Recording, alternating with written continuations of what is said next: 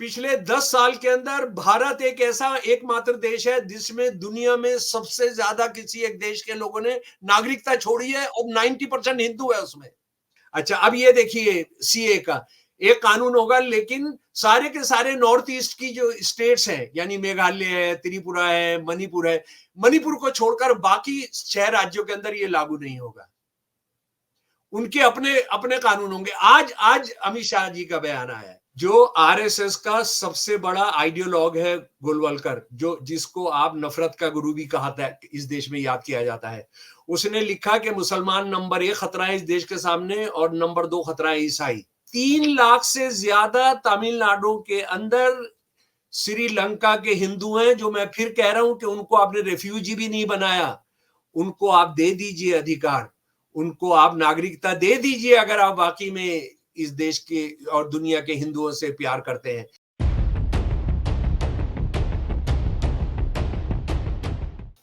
कुछ दिन पहले प्रधानमंत्री कश्मीर की यात्रा पर गए और उन्होंने कहा कि 370 हटने के बाद कश्मीर सांसें ले रहा है, पर्यटकों की संख्या में बहुत वृद्धि हुई, बैंक ऑफ कश्मीर मुनाफे में, ये तमाम बातें उन्होंने कही। कल सुप्रीम कोर्ट में एसबीआई को झटका लगा। इलेक्टोरल बॉन्ड दिखाना पड़ेगा, नाम बताना पड़ेगा, किसने कितना चंदा दिया, कौन है वो व्यक्ति। साथ ही अटकलें लगाई जा रही थी कि प्रधानमंत्री जी कुछ घोषणा करने वाले हैं आज, और शाम होते होते सीएए, सिटीजन्स अमेंडमेंट एक्ट, लागू करने की सूचना, अधिसूचना आ गई।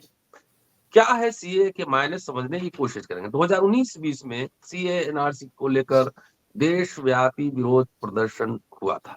कोरोना लग गया, इसके बाद मामला आया गया, हो गया।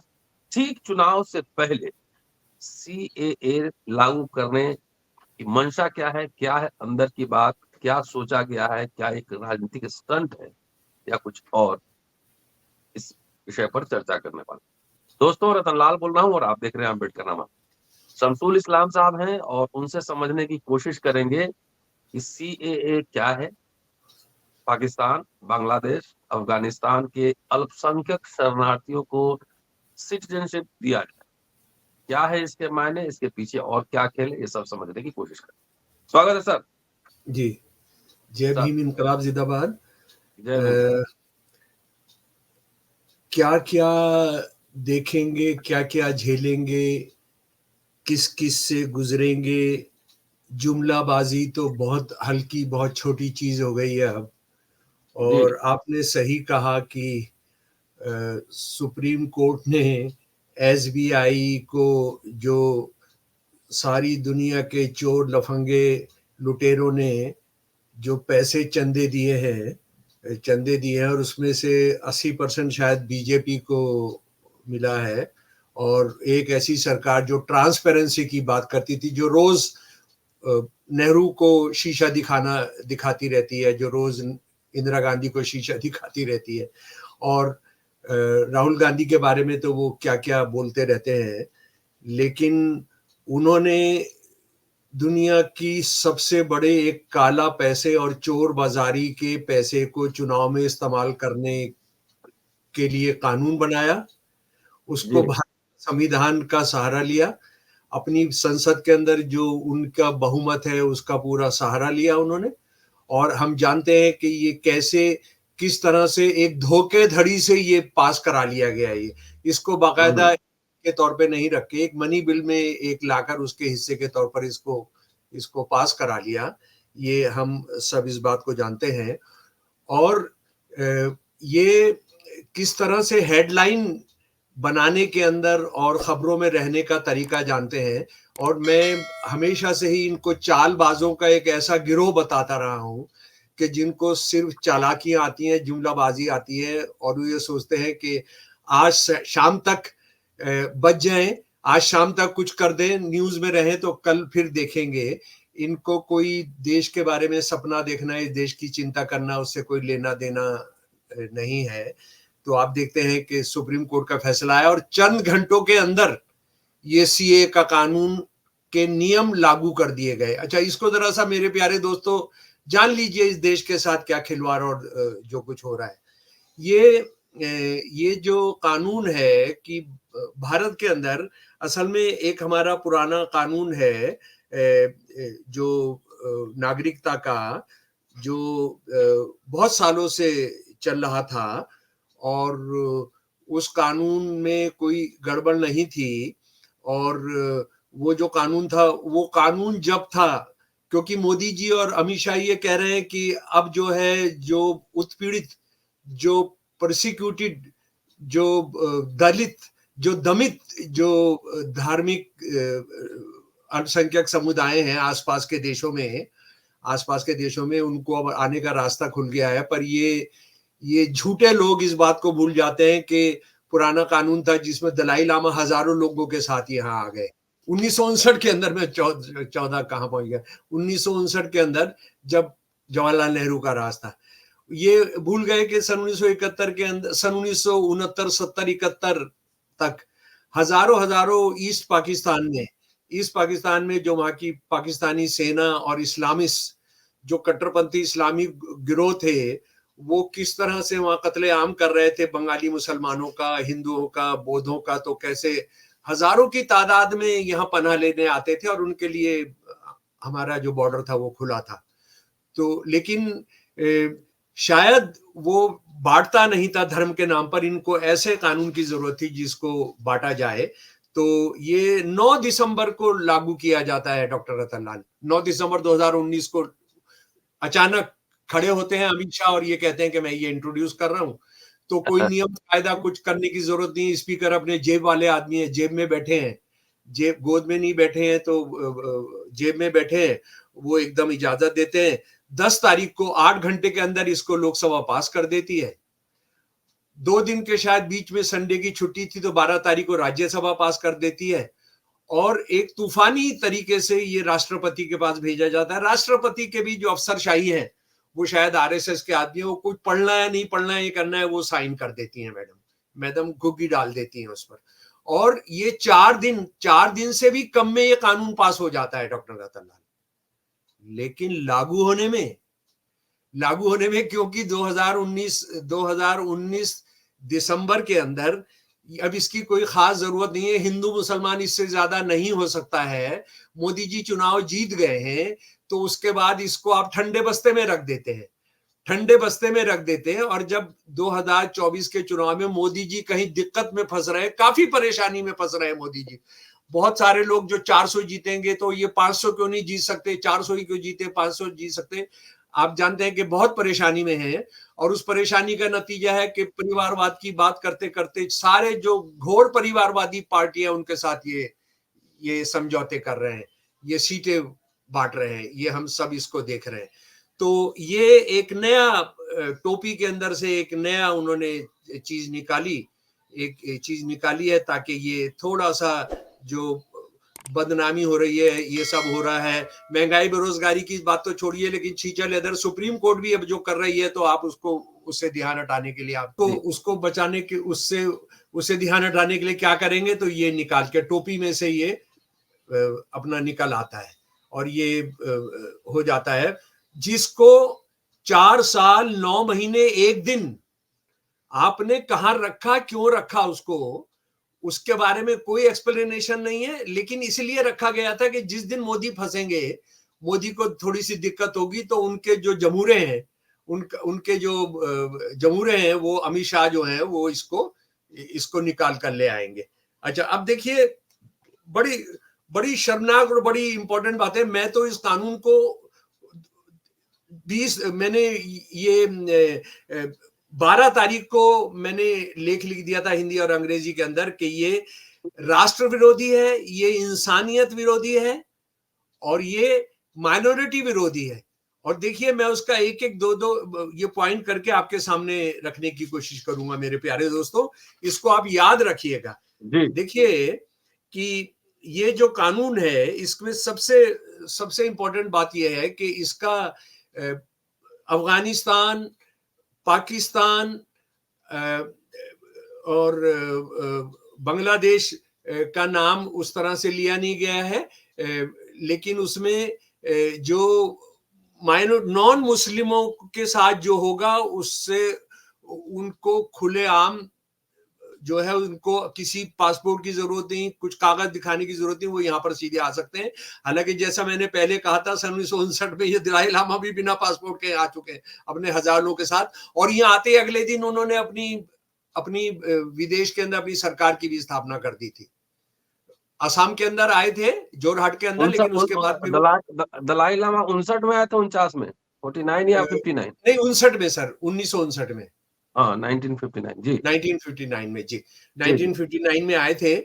और आते ही उनको उनको अपनी सरकार बनाने का, और वो अकेले नहीं आए थे, 5-10 लोगों के साथ नहीं आए थे, वो हजारों लोगों के जी। साथ आए थे। उन सबको सबको जो है वो पनाह दी गई थी, और उनको उनको यहाँ पर अपनी सरकार बनाने का भी उनको मौका दिया गया था। अच्छा, तो ये हमारा जो 1955 का जो नागरिकता कानून था, ये उसमें साफ देता था, लेकिन वो धर्म के नाम पर बंटवारा नहीं करता था। वो ये कहता था कि आपको किस तरह से आपको मिल सकती है नागरिकता। जी वो नागरिकता मिल सकती है कि आपको पैदाइश के जरिए, अगर आप यहाँ पैदा हुए, आपके माँ बाप यहाँ पर हैं, आप उस इलाके में कहीं पर आपके परिवार रहता था जो भारत के अंदर है, जो हिंदुस्तान के अंदर है, तो आप यहाँ नागरिकता आपको दी जाएगी। दुनिया में इसी तरह का कानून सारी दुनिया में भी लागू था, जैसे इंग्लैंड, अमेरिका, फ्रांस में इसी तरह के कानून थे। तानाशाही राज्यों में इससे अलग कानून होता है, जिसमें धर्म या नस्ल के आधार पर होता है, जो अब हमारा ये सीए वाला कानून है। तो इसमें जो दिक्कतें हैं, जरा सा वो सोचिए। सबसे पहले हम ये है कि आपने इसमें से मुसलमानों को बाहर रखा है, ऐसा ऐसा वो दिखा रहा है कि हमने मुसलमानों को बाहर रखा है। और ये कहा गया, देखिए पाकिस्तान के अंदर आज शियाओं पर, आज अहमदियों पर, आज सूफी सूफी जो घरानों को, जो सूफी परंपरा को मानते हैं, उनके कत्लेआम हो रहा है। ये क्या मुझे बताने की जरूरत है कि पाकिस्तान के अंदर जो है जुमा, फ्राइडे का जो दिन है, वो एक डराने का दिन बन गया है। जुमा जो है इस्लाम के अंदर एक सेलिब्रेशन का भी दिन होता है, हफ्ते में एक दिन, जब सब लोग मिलते हैं एक जगह बड़ी नमाज में। लेकिन वहां शियाओं की जो मस्जिदें हैं, अहमदियों की जो मस्जिदें, उनको आप मस्जिद नाम भी नहीं देने देते हैं। और सूफियों की जो दरगाहें हैं, उन पर बम फटते हैं, उसमें सैकड़ों लोग मारे जाते हैं, शिया मस्जिद के अंदर, अहमदी मस्जिद के अंदर। और ये मैंने बताया कि उनको मस्जिद नाम देने की इजाजत नहीं है, उन पर मुकदमा चल जाता है अगर अपनी मस्जिद, अपने धार्मिक स्थल को मस्जिद कहेंगे। तो इसको हमको समझ लेना चाहिए। तो वहां के जो मुसलमान हैं, जो ये मारे जा रहे हैं, वो नहीं आ सकते हैं यहाँ पर, वो नहीं आ सकते हैं क्योंकि वो मुसलमान हैं। उसका अमित शाह जो तर्क देते हैं वो मैं आपको बताऊंगा। उसके बाद आप आ जाइए, आप जो है इसमें बांग्लादेश के अंदर आप आ जाइए। बांग्लादेश के अंदर कितने ब्लॉगर्स जो हैं, कितने सेकुलर जो हैं, कितने एथिस्ट हैं, उनको उनको मारा जा रहा है। लेकिन उसके लिए मोदी साहब और अमित शाह ये कह रहे हैं क्योंकि वो बहुमत मुसलमानों का देश है, इसलिए वहां पर मुसलमानों का प्रोसिक्यूशन करेंगे। वो हो नहीं सकता। जरा जहालत की बात देखिए उनकी, कि मुसलमानों का उत्पीड़न नहीं कर सकते हैं।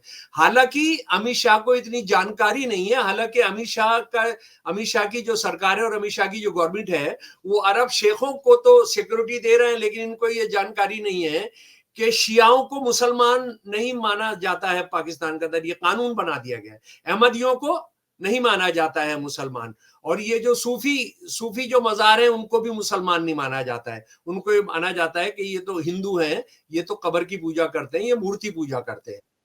तो ये अच्छा। उसके बाद बलोचिस्तान की मैं बात करना चाह रहा था। बलोचिस्तान जो है, आजादी से पहले से ही वहां लड़ाई चल रही है कि हम अलग से बलोचिस्तान, हम अपना राष्ट्र चाहते हैं, और हम जो है किसी भी देश के अधीन नहीं रहेंगे। तो बलोचिस्तान के साथ भारत की सरकारें जो हैं वो बहुत हमदर्दी जताती हैं। वो ये कहती हैं कि हम बलूचिस्तान के लोगों के साथ हैं। और लोगों का तो ये कहना है, सीआईए तक का ये कहना है कि भारत जो है वहां पैसे वगैरह से मदद कर रहा है, हथियारों से उनकी मदद कर रहा है। पाकिस्तानी शासक तो बोलते ही हैं कि वो मदद की जा रही है। आप बलूचिस्तान के लोगों को भी आप नहीं आने देंगे। अच्छा चलिए ठीक है भाई, आपने एक मिनट मान लिया कि पाकिस्तान जो है वो एक मुसलमान देश है। आप उधर जो मुसलमान जाति है चीन की, जो यूनाइटेड नेशंस के हिसाब से इस वक्त दुनिया में जो सबसे बड़ी प्रोसिक्यूटेड जो एक धार्मिक समुदाय है वो उधर है, और उससे नंबर 2 पर है रोहिंग्यास, जो म्यांमार के मुसलमान हैं, वो है। तो आप इनको नहीं आने देंगे? रोहिंग्यास जो है, रोहिंग्यास जो आ चुके हैं, आप उनको निकालना चाहते हैं? रोहिंग्यास तो मुसलमान मेजोरिटी देश में नहीं है, वो तो म्यांमार के, म्यांमार की अभी मैं एक और संदर्भ में बात करूंगा। तो आप जो है युगर को आने दीजिए।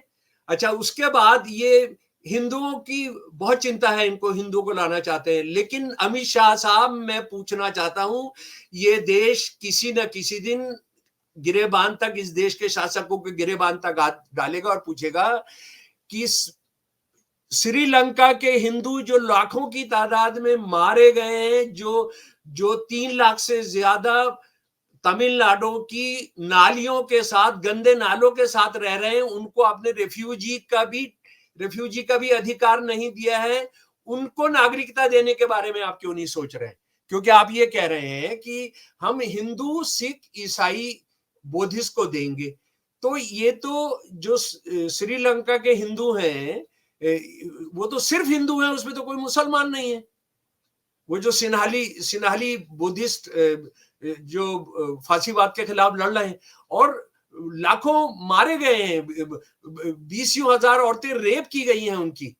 और बाकी तो छोड़िए श्रीलंका में क्या हो रहा है, और श्रीलंका में कितना जबरदस्त होता है कि हमने एक बार शांति सेना भी भेजी थी, और जिसके नतीजे में हमारे प्रधानमंत्री की हत्या भी हुई। यानी कितना गंभीर मामला था वो, कि 3 लाख से ज्यादा तमिलनाडु के अंदर श्रीलंका के हिंदू हैं, जो मैं फिर कह रहा हूं कि उनको आपने रेफ्यूजी भी नहीं बनाया।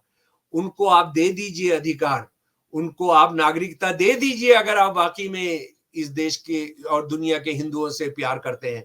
एक और बात मैं जानना चाहता हूं कि आपको हिंदुओं का, सिखों का और बुद्धिस्ट का और जैन्स की और ईसाइयों पर बहुत प्यार आ रहा है, लेकिन क्या अमित शाह हमको बताएंगे कि बौद्ध धर्म, जैन धर्म और सिख धर्म को तो वो अलग स्वतंत्र धर्म ही नहीं मानते हैं? वो ये कहते हैं कि ये हिंदू धर्म का हिस्सा है।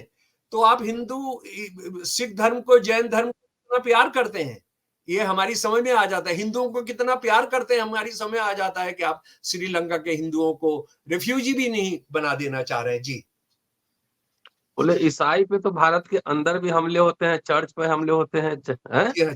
उसी पर आ रहा था डॉक्टर साहब, मैं आ रहा था, अच्छा, अच्छा। मैं उसी ठीक, पर आ ठीक। रहा हूँ।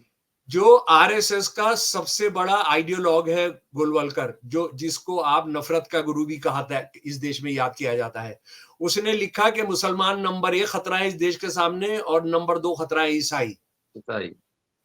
और इस वक्त सारे देश के अंदर ईसाइयों पर जो हमले हो रहे हैं, उतने मुसलमानों पर भी नहीं हो रहे हैं।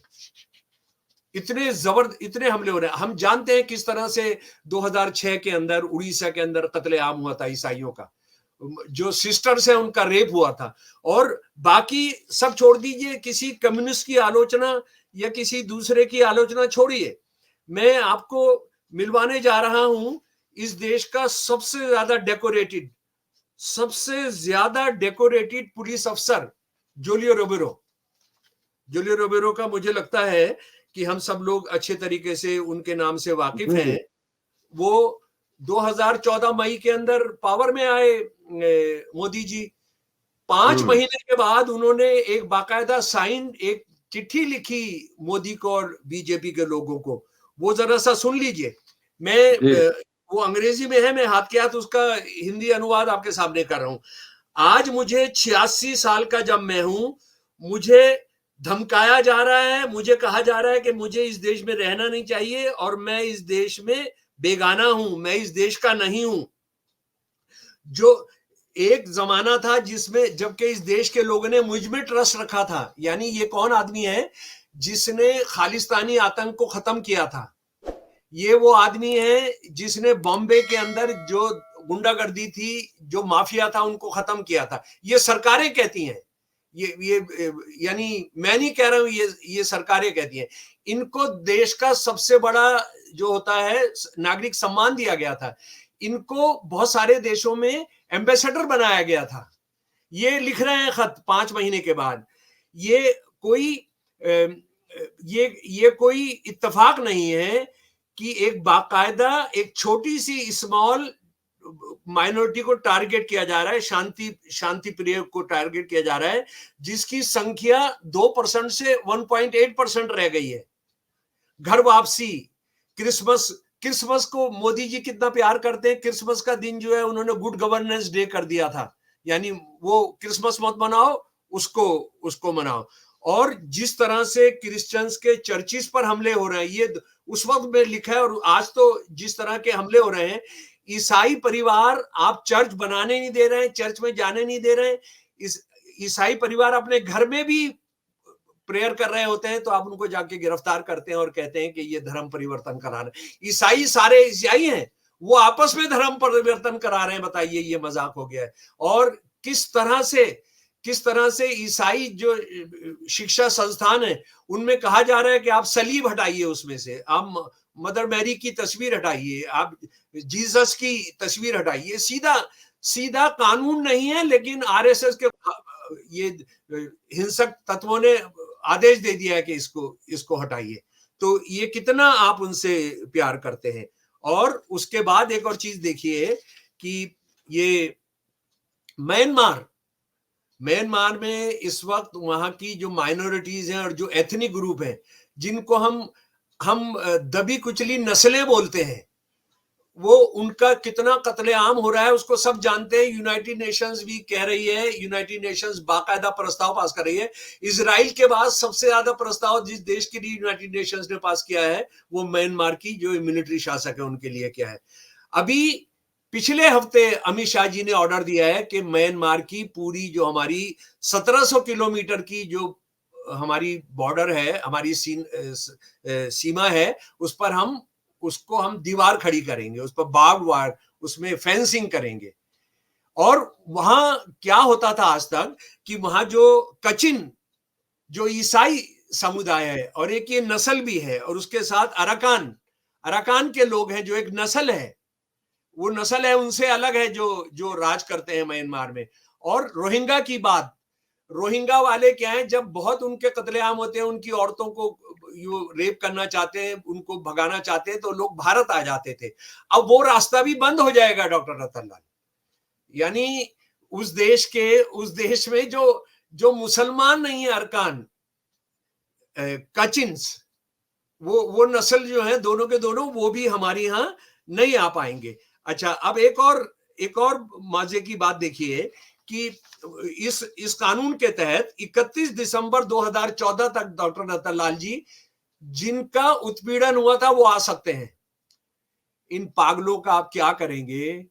ये कौन सा दिमाग है भाई? आप कहां गए थे जब अकल बढ़ रही थी? आप कहां चले गए थे?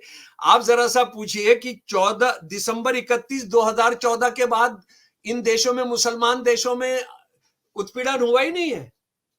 हिंदू सिखों का, ईसाइयों का उत्पीड़न हुआ ही नहीं है 2014 के बाद। आज 10 साल हो गए।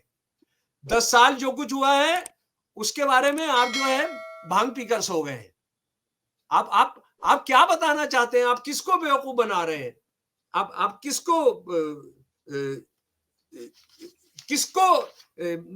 किसको टोपी पहना रहे हैं आप? अच्छा, उसके बाद अमित शाह जी कल परसों भी जब उन्होंने जब ये नियमावली लेकर आए तो उसमें कहा कि देखिए, हम सारे देश के लिए, हम एक देश एक कानून चाहते हैं। लेकिन मजे की बात यह है, उनका एक देश का जो सपना है वो तो यह है कि उनको एक भगवान चाहिए, तो वो सिर्फ भगवान राम होंगे। उनका जो है 370 नहीं चाहिए, तो 370 इसलिए हटाई जा रही है क्योंकि कानून होगा। लेकिन पता लगा है कि सारे नॉर्थ ईस्ट के जो ट्राइबल एरियाज हैं उनको वो 370 जैसा धारा देने की बात कर रहे हैं। अच्छा, अब ये देखिए, सीए का एक कानून होगा, लेकिन सारे के सारे नॉर्थ ईस्ट की जो स्टेट्स हैं, यानी मेघालय है, त्रिपुरा है, मणिपुर को छोड़कर बाकी 6 राज्यों के अंदर ये लागू नहीं होगा।